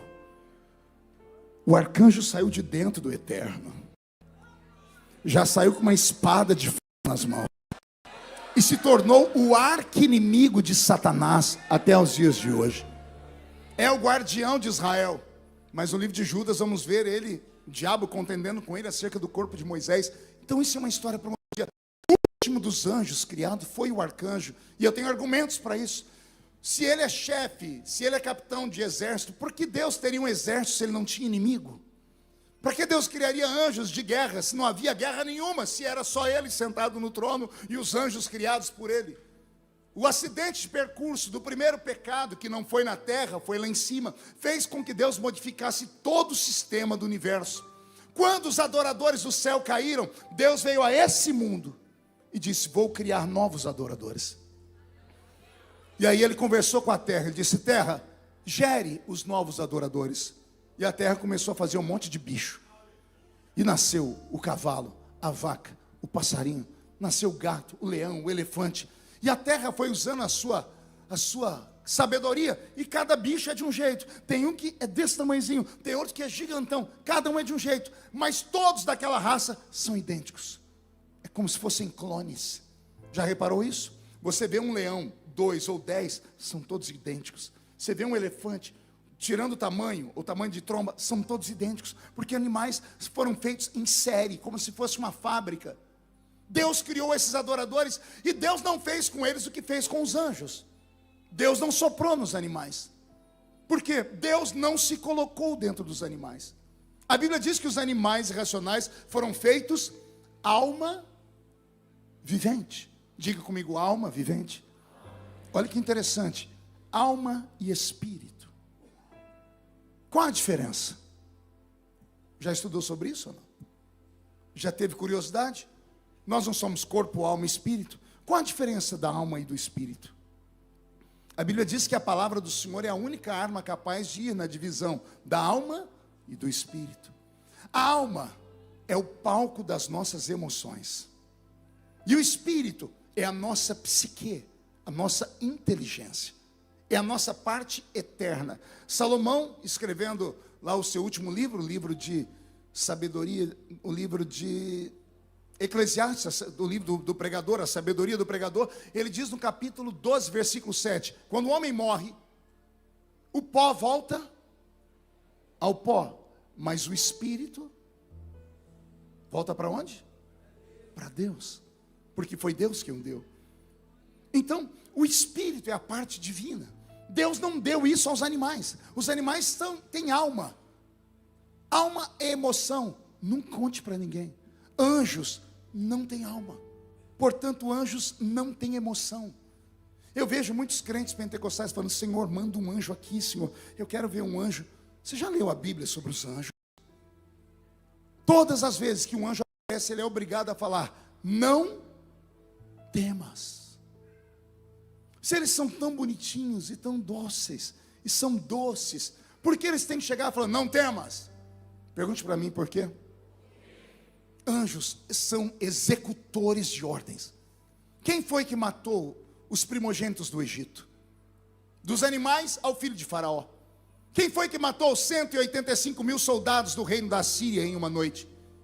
Quem foi que cegou os moradores de Sodoma e Gomorra? Quem foi que derramou fogo sobre eles? Davi está chegando em Jerusalém, tem um anjo com uma espada apontada para destruir Jerusalém. Ele corre para comprar a eira de Araúna e ofertar a Deus para aplacar a ira de Deus. Os anjos são executores. Anjos não têm sentimentos, são espírito, são racionais. Animais não têm espírito, são pura emoção. Quem tem um petzinho aqui em casa, um cachorrinho, um gatinho? Quem já chegou em casa um dia, depois de alguns dias de viagem, abriu a porta, lá vem o cachorrinho. Quando ele te vê, ele vem embanando a cabeça, vem embanando o rabinho. Tem uns que ficam tão emocionados que ele trava o rabo, urbando o corpo. É uma coisa linda. Tem uns que vêm fazendo xixi. Quem já viu isso? Por que eles fazem xixi? Emoção. Animais têm emoção, anjos não têm emoção. Como os animais têm emoção, eles têm sentimentos. Deus criou os animais para louvar o nome dele. Pastor, está escrito. Salmo 150, o último versículo diz que todo ser que tem fôlego deve fazer o quê? A Bíblia não diz todo homem, a Bíblia diz todo ser que tem fôlego louve ao Senhor.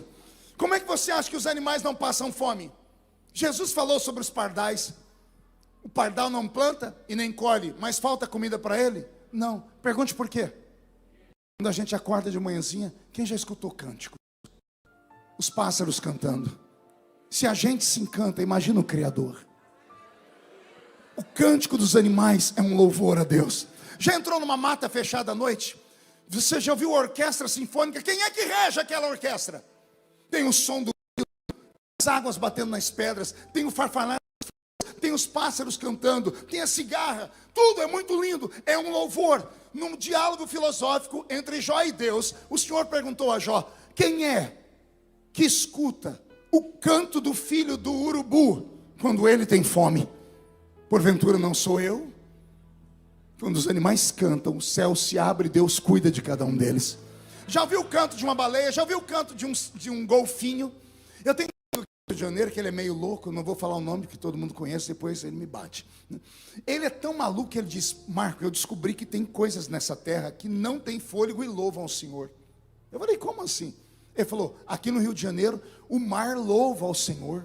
Falei: como assim? Quando as ondas vêm quebrando na praia e bate nas pedras, a água faz assim, ó.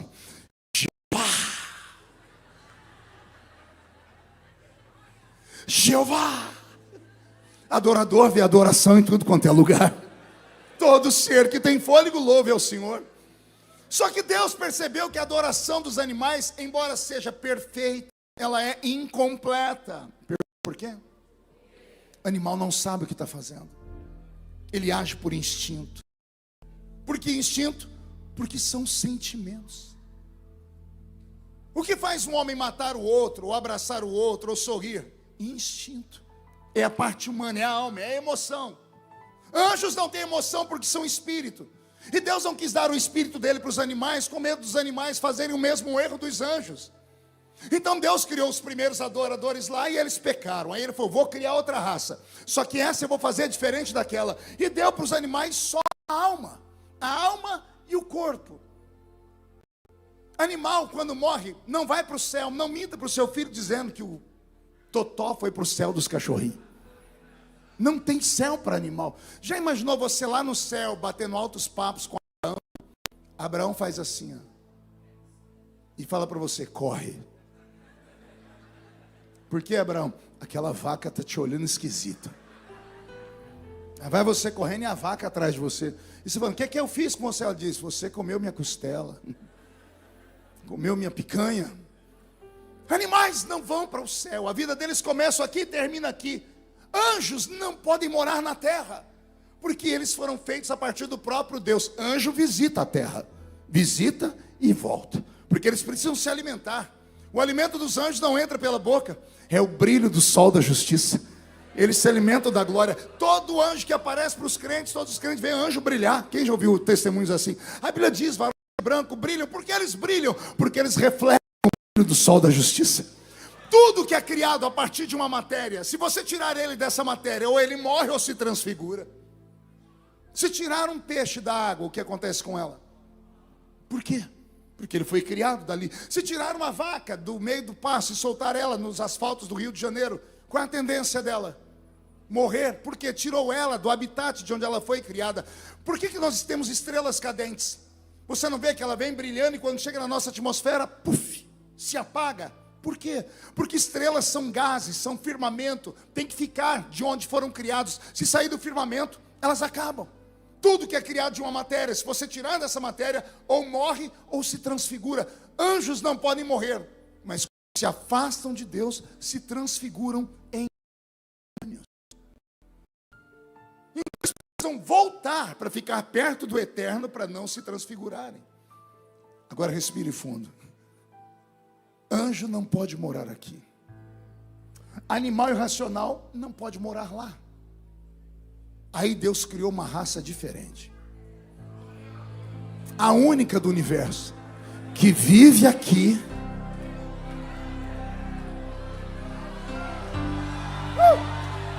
Vive aqui e qualquer dia desses vai viver lá.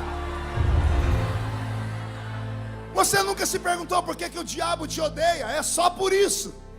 Ele pecou num corpo eterno. Você nunca se perguntou assim: e se o diabo chegasse hoje diante de Deus e falasse: me perdoa dos meus pecados, Deus o perdoaria? Sim ou não? Não. Por quê? Porque a Bíblia diz que só pode haver perdão se houver derramamento de sangue. Ele pecou num corpo eterno, em espírito. Não há redenção para espírito. Lembra quando Adão e Eva pecou? A primeira coisa que Deus fez foi colocar na terra uma espada, sem apoio da mão do homem. E essa espada ficava girando ao redor da árvore da vida. Quando a mente do homem se abriu, e ele entendeu, se ele comesse do fruto da árvore da vida, ele seria eterno, como é o diabo. Não haveria perdão para nós. Por isso o homem foi tirado do Éden. Por isso a árvore da vida foi arrancada da terra e levada para o céu. O que dá a nós a graça de vivermos esta vida aqui, cairmos, errarmos e ainda termos a redenção, é porque nós temos esse corpo podre. O que nos atrapalha é também a única forma de redenção, é essa carne. Animal não pode ir para lá, porque não tem espírito. Anjo não pode morar aqui, porque não tem carne. Aí nós temos carne e espírito. Lembra que eu disse? Somos moradores de dois mundos, caminhantes de dois mundos. Você não é normal. Se você entendesse quem você é de verdade, você nunca mais ia ter medo de nada nem de ninguém. Se você entendesse por que foi que você nasceu, você não é obra do acaso. Você não nasceu porque o método contraceptivo do seu pai e da sua mãe fracassou. Você não nasceu de um aborto mal feito, como te contaram. Você nasceu por vontade de Deus. Há uma missão para você aqui. O problema é que você não aceita, você não acredita. Você vem para a igreja e fica aí com esse ombro caído, parecendo uma pombinha que tomou uma pedrada de um menino levado. E tudo que fala é no diminutivo. Eu sou um crentinho, vou naquela igreja daquele pastorzinho, lá daquele ministériozinho. Tudo para você é no diminutivo. Você não consegue acreditar em si mesmo. Se você conhecesse quem você é, você ia estufar o peito agora, ia murchar a barriga, ia cotovelar do lado e ia falar para a pessoa do seu lado: aproveita, vai, tira uma selfie agora, pega meu telefone agora, porque depois de hoje ninguém me segura mais. 2024 não será mais um ano, será o ano da sua vida. Mas eu te faço a pergunta: do que adianta ter uma arma poderosa se você não sabe usá-la? Você não é normal, você é um morador de dois mundos. Parte de você veio do céu, parte de você veio da terra. Você só cuida da parte que veio da terra. Como é que o senhor sabe, pastor? Eu tenho olhos e estou vendo aqui. Olha a criatura do seu lado, como ela está em forma de uma tábua de passar roupa, de um botijão de gás. Tudo isso aí é construção. Você cuida só dessa parte. Por que os nossos pais na fé, nos cultos deles, eles não tinham cultura bíblica, não tinha a nossa profundidade, não tinha os louvores, não tinha essa parafernália de instrumentos? Era só o pandeiro, a sanfona e os hinos da harpa. E o céu descia em todo o culto. Por quê? Eles não perdiam tempo na frente de Instagram, TikTok, não ficavam na frente de Facebook, não ficavam na frente da televisão vendo novela, não ficava atrelado às séries da Netflix. Os crentes só tinham 3 lugares para ir: a casa deles, o trabalho e a igreja. Chegavam na igreja, era Bíblia de manhã, Bíblia de tarde, Bíblia de noite. Os crentes conheciam versículos de cor e salteados, sabiam recitar a Bíblia. Os que não sabiam ler, decoravam. O diabo tremia de medo de qualquer crente. Todos os cultos caía alguém endemoniado no culto. Você percebeu que nem isso acontece mais? Ah, pastor, é porque 2 coisas: ou não existia, ou a nossa igreja é cheia do Espírito Santo. Eu tenho a terceira opção: o diabo anda congregando com a gente. Os demônios estão se tornando membros da igreja. As pessoas não têm conversão mais nenhuma, não buscam mais o poder do Espírito Santo, querem uma racionalidade para esta vida, querem saber como ganhar dinheiro, como viver bem, como manter o relacionamento, querem uma lista de network, querem tudo para esse mundo. Esqueceram do outro mundo lá em cima, esqueceram do conselho de Jesus: buscai primeiro o reino de Deus, com toda a sua justiça, e aí as demais coisas serão acrescentadas. Alguns vieram nessa campanha porque querem um carro melhor, querem uma casa melhor. Não é pecado, você pode querer e Deus pode te dar. Mas busque primeiro aquilo que está te faltando de verdade. Está te faltando vida, está te faltando espírito. Você está numa Assembleia de Deus e não falou em línguas estranhas até agora. Você é membro aqui da DEVEC, nem busca mais o batismo com o Espírito Santo. Não, pastor, a gente faz barulho, eu sei, você bate palma, grita, canta quando a música é forte, mas eu não estou falando desse tipo de barulho. Eu estou falando de um barulho que sai de uma outra vertente. Eu estou falando daqueles barulhos que nós chamamos de glossolalia. Sabe o que é glossolalia? É o poder de falar em línguas.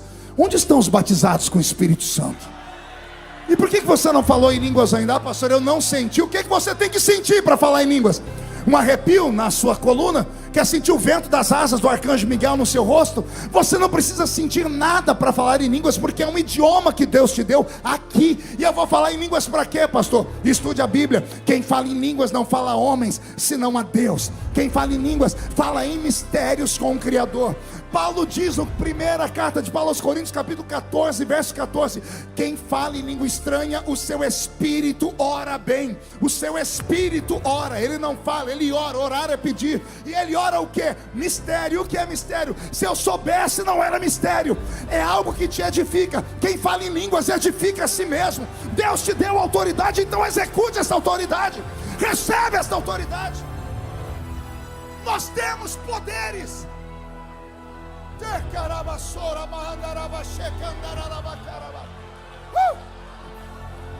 O céu está descendo aqui, eu estou sentindo. Os batizados com o Espírito Santo, dê lugar, pelo amor de Deus, dê lugar.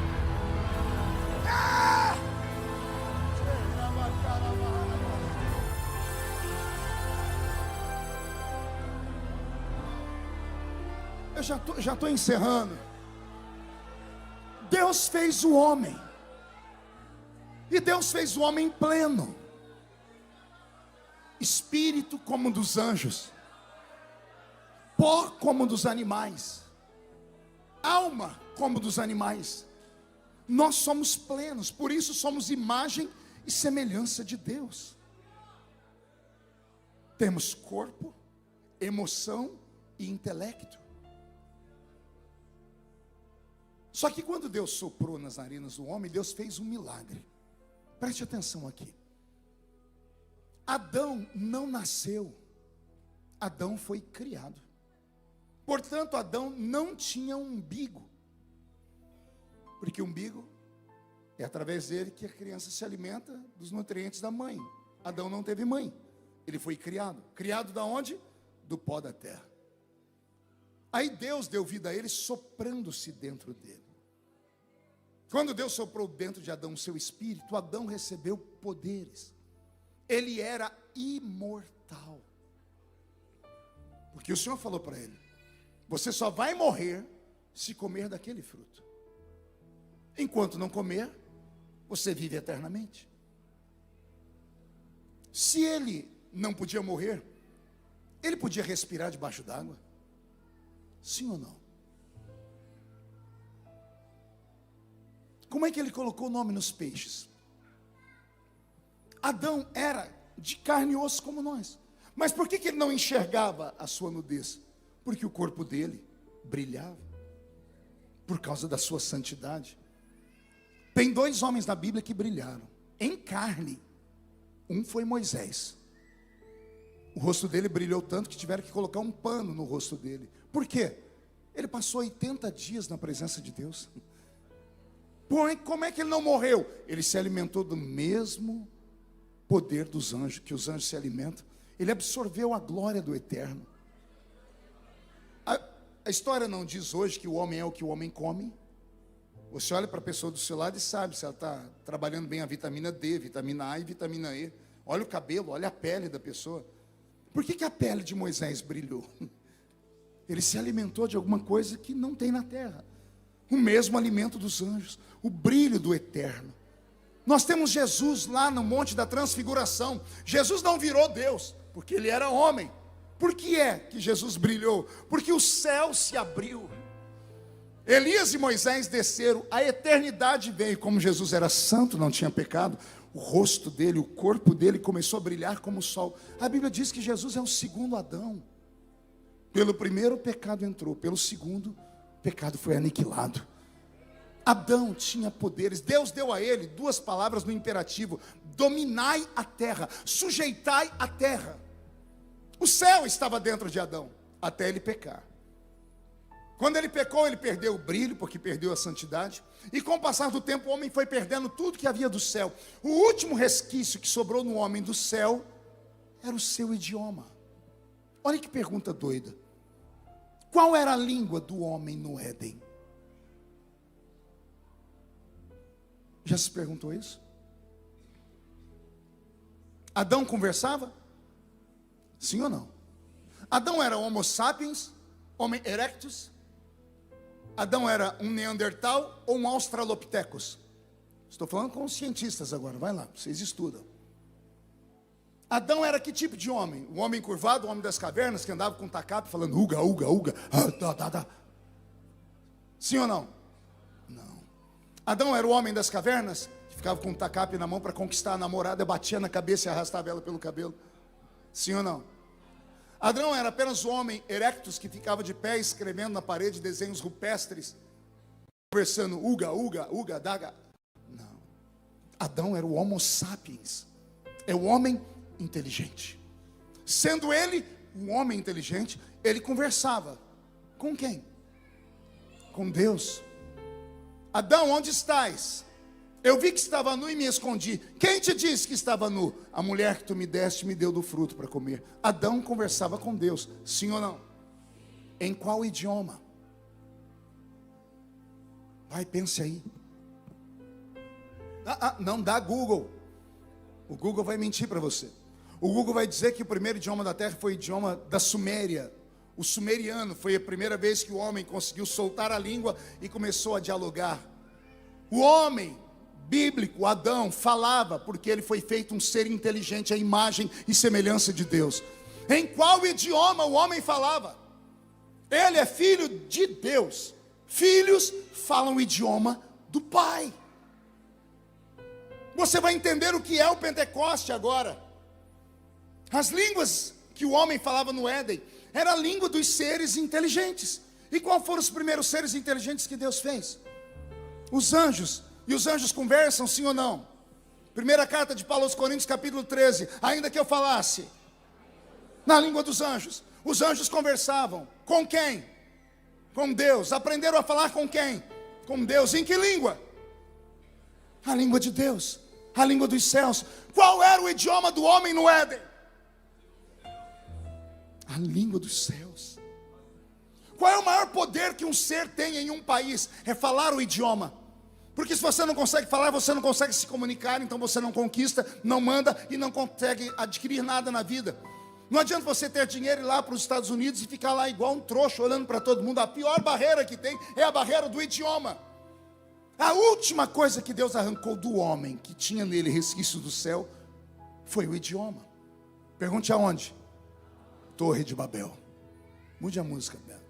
Deus olhou para o homem e disse: eia, desçamos e confundamos a língua dos homens. A palavra confundir no hebraico é: tiremos dele o poder de se comunicar conosco no nosso próprio idioma. O homem perdeu o idioma celeste, que era a última coisa que havia sobrado. Deus estava com tanta ira do homem que diz: não tem mais nada meu dentro dele. O Senhor gritou com Noé: o meu espírito não contenderá mais com o homem. O homem pós-dilúvio é um ser amorfo. Cada tribo foi para um canto da terra, porque só eles se compreendiam, porque as línguas foram trocadas. Há um terremoto na terra, porquanto nos dias de Peleg se dividiu a terra. Cada um foi para um canto desse mundo. Da Torre de Babel para frente, Deus não trata mais na Bíblia com a raça humana. Ele começa a segregar. Sai a Torre de Babel, Deus vai para a Mesopotâmia. Encontra um homem na cidade de Ur dos Caldeus. Chama ele de Abrão. E diz: Abrão, sai do meio da sua parentela, porque eu vou fazer de você uma poderosa nação. Em ti serão benditas todas as famílias da terra. De Abraão vem Isaac, de Isaac vem Jacó, de Jacó vem 12 filhos. Dos 12 filhos, um deles é escolhido para cuidar do santuário. O nome dele, Levi, a tribo dos levitas. Dos levitas vêm os cantores, dos levitas vêm os escribas, dos levitas vem o sacerdote, dos levitas vem o sumo sacerdote. E quem era o sumo sacerdote? Um único homem que falava com Deus. E para falar com Deus, ele tinha que atravessar um véu, chamado véu do templo. Quem lembra disso? Véu, de véu não tinha nada, pesava 1 tonelada, era feito de pele de animais. Precisava de uma junta de bois, 12 bois para arrastar aquilo no meio do deserto para montar o tabernáculo. Deus criou essa barreira dizendo: eu não converso mais com a raça humana. A raça humana não merece a minha presença. Eu tirei tudo do céu de dentro deles. Por misericórdia, uma vez por ano eu descerei, e só um de vocês pode falar comigo. E não pode ser normal. Não pode ter defeito na orelha, no nariz, nas mãos, nas pernas. O sumo sacerdote não podia ter defeito nem na sua bolsa escrotal. É pesado. Para entrar diante de Deus não bastava usar a estola sacerdotal branca. Tinha que ter uma estola sacerdotal branca, uma capa colorida por cima, nos pés, campainhas e romãs. Por cima disso, um colete com 12 pedras preciosas no peito, 6 pedras em uma ombreira esquerda, 6 pedras na ombreira direita, e uma mitra. Não era um quipá, era um turbante escrito santidade ao Senhor. Uma vez por ano ele entrava lá com as mãos cheias de sangue, aspergia sobre os 4 cantos da arca da aliança, dava 7 passos para trás e esperava. Deus saía da nuvem e descia em cima das asas do querubim de ouro.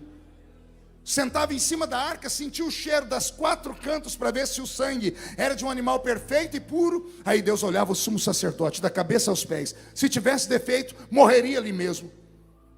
Aí quando Deus via que ele era perfeito, Deus falava com ele e dizia: avise ao povo que esse ano haverá paz, saúde e prosperidade.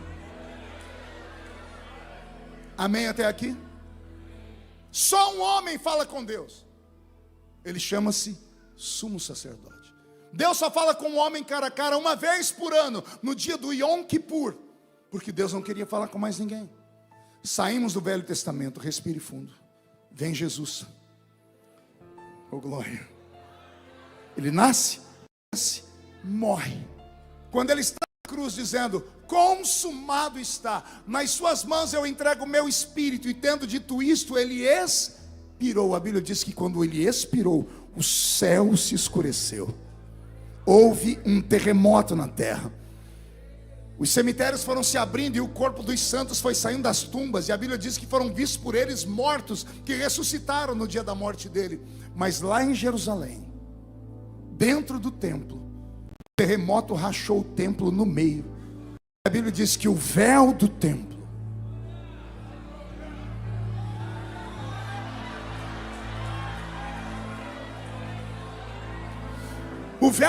foi rasgado, e a Bíblia fala exatamente como. E o véu do templo foi rasgado de baixo para cima, sim ou não? Não. De um lado esquerdo para a direita, sim ou não? Da direita para a esquerda, sim ou não? Como é que ele foi rasgado? Por que de cima para baixo? Porque nenhum homem conseguiria rasgar pele de animais, porque era intransponível, ninguém podia chegar perto dele. Mas quando Deus viu o sacrifício do filho, ele disse: por você, meu filho, eu rasgo o véu do templo do alto a baixo. Deus estava dizendo: agora qualquer um pode falar comigo. Jesus pegou um gancho, ressuscitou, 40 dias, foi na porta de 500 testemunhas, disse: tem uma reunião com vocês, se preparem lá em Jerusalém, porque eu quero conversar com vocês. Em Lucas 24:49 ele disse assim: ficai até que do alto sejais do poder de Deus. Lá em Atos dos Apóstolos capítulo 1 verso 8 ele diz assim: há de ser que descerá sobre vós a virtude do Espírito Santo, e vocês receberão poder para serem minhas testemunhas em Jerusalém, Samaria, Judeia e até os confins da terra. Sim ou não? Jesus estava dizendo assim: olha, o meu pai rasgou o véu do templo, todo mundo pode falar com ele, mas vocês vão falar diferente. Pergunte por quê? Eu vou devolver para vocês o idioma.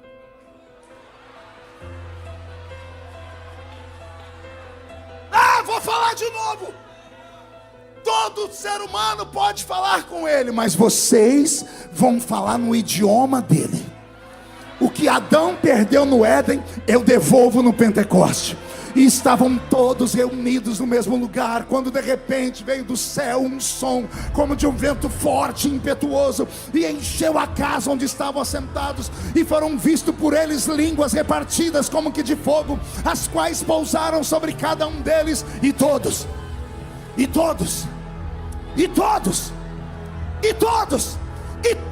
foram cheios do Espírito Santo e começaram a falar em outras línguas, conforme o Espírito Santo lhes concedia que falassem.